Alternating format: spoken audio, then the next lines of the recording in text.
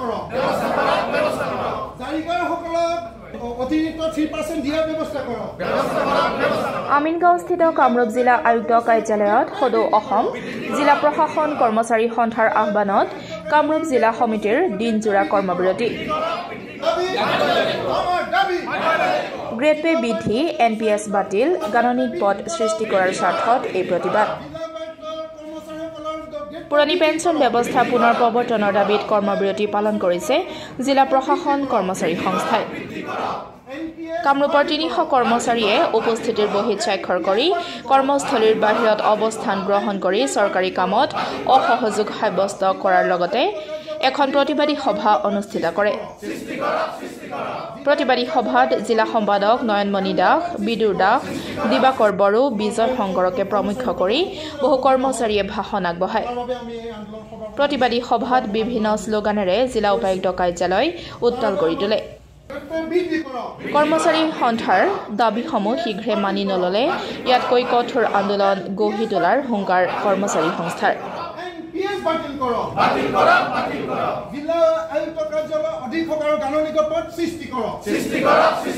কৰ্মচাৰী সন্থাৰ উদ্যোগত আজি সমগ্ৰ অসমতে জিলা প্ৰশাসন কৰ্মচাৰী সন্থাই কৰ্মবিৰতি পালন কৰিছে আৰু এই কৰ্মবিৰতি হ'ল আমাৰ দীৰ্ঘদিনীয়া বঞ্চনাৰ প্ৰতিবাদত কৰ্মবিৰতি পালন কৰা হৈছে আমাৰ মূল দাবী জিলা প্ৰশাসন কৰ্মচাৰী সন্থাৰ কৰ্মচাৰীসকলৰ গ্ৰেড পে বৃদ্ধি জিলা প্ৰশাসন কৰ্মচাৰী কাৰ্যালয়ত গাণনিক পদ সৃষ্টি পৰ্যবেক্ষকৰ পদ সৃষ্টিৰ লগতে NPS বাতিল কৰি OPS পুনৰ প্ৰৱৰ্তন আৰু লগতে জাৰিকাৰকসকলৰ 3% যি অতিৰিক্ত দৰমহা সেই অতিৰিক্ত দৰমহা প্ৰদানৰ কাৰণে আজি আমি এই আন্দোলন কাৰ্যসূচী গ্ৰহণ কৰিছোঁ আমি আপোনালোকক জনাওঁ যে আমি দীৰ্ঘদিন ধৰি চৰকাৰৰ ওচৰত নিবেদন জনাই আহিছোঁ যে আমাৰ দাবীসমূহ সোনকালে গ্ৰহণ কৰিব লাগে 6200 গ্ৰেড পেত আমাৰ জিলা প্ৰশাসন কৰ্মচাৰীসকলে কাম কৰে যি অতি নিম্নমানৰ আমাৰ গ্ৰেড পে বৃদ্ধিৰ কাৰণে বহু আলোচনা বিলোচনা ইতিমধ্যে চৰকাৰৰ লগত আমাৰ হৈ গৈছে কিন্তু এই ক্ষেত্ৰত আমি সন্থাই কোনো ধৰণৰ সুফল লাভ কৰিব পৰা নাই এই সময়ত তদানীন্তন বিত্তমন্ত্ৰী মহোদয়ে জিলা উপায়ুক্ত কাৰ্যালয়ত গাণনিক পদ সৃষ্টিৰ বাবে তেখেতে মৌখিকভাৱে আমাক আশ্বাস দিছিল যদিও সেই ফাইল অসম চৰকাৰৰ GAD আৰু বিত্ত বিভাগৰ কাৰ্যালয়তে পৰি থাকিল আমাৰ কেন্দ্ৰীয় নেতৃত্বই বাৰে বাৰে অসম সচিবালয়লৈ গৈ থাকে কিন্তু আমাৰ নেতৃত্বক গুৰুত্ব দিয়া নহয় আৰু আমাৰ যি দাবীসমূহ এই দাবীসমূহ পূৰণৰ ক্ষেত্ৰত কোনো ধৰণৰ সুফল আজিলৈকে আমি লাভ কৰা নাই সেইকাৰণে আমাৰ যোৱা 3 ডিচেম্বৰৰ কেন্দ্ৰীয় সমিতিৰ সিদ্ধান্ত মৰ্মে আমি যোৱা 21 আৰু 22 তাৰিখত মাত্ৰ 2 ঘণ্টীয়া কৰ্মবিৰতি আমি পালন কৰিছোঁ তাৰ পিছতো কিন্তু চৰকাৰে আমাৰ প্ৰতি সদিচ্ছা প্ৰকাশ কৰা নাই আৰু সেইকাৰণে আজি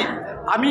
সম্পূৰ্ণ অসহযোগ দিনজোৰা সম্পূৰ্ণ অসহযোগ পালন কৰিছোঁ ইয়াৰ পিছতো যদি চৰকাৰে আমাৰ ওপৰত সদিচ্ছা প্ৰকাশ নকৰে অহা 3 জানুৱাৰী তাৰিখে আমাৰ কেন্দ্ৰীয় সমিতি কৰ্ণধাৰ সমিতিৰ সভা আছে সেই সভাত হয়তো ইয়াতকৈ অধিক কঠোৰ আন্দোলনৰ কাৰ্যসূচী আমি গ্ৰহণ কৰিম আমি আশা কৰিছোঁ চৰকাৰে আমাৰ কথা শুনিব আমাৰ এই আন্দোলনৰ আমাৰ যি বেদনা এই বেদনা তেখেতসকলে অনুভৱ কৰিব আৰু অতি শীঘ্ৰে আমাৰ গ্ৰেড পে বৃদ্ধিকে আদি কৰি আমাৰ যিসমূহ মূল দাবী আছে সেই দাবীসমূহ পূৰণ কৰাৰ সঠিক সিদ্ধান্ত গ্ৰহণ কৰিব বুলি আমি আশা কৰিছোঁ news desk report democratic Assam